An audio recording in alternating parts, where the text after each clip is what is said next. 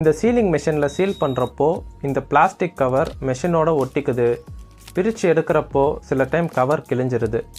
இதுக்கு ரீசன் நாளாக யூசேஜில் ஹீட்னால் இந்த டெஃப்லான் கிளாத் கிழிஞ்சிருச்சு.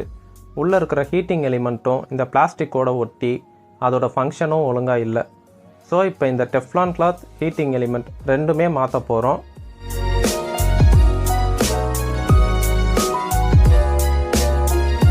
புதுசு போட்டாச்சு, பழசு குப்பையில் போடு.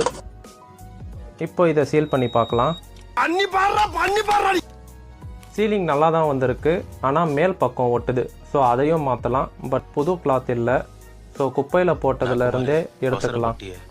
ஒரு பாதி மட்டும் கட் பண்ணிக்கலாம். இந்த கிளாத்தை நல்லா க்ளீன் பண்ணிவிட்டு பேஸ்ட் போட்டு ஒட்டிடலாம்.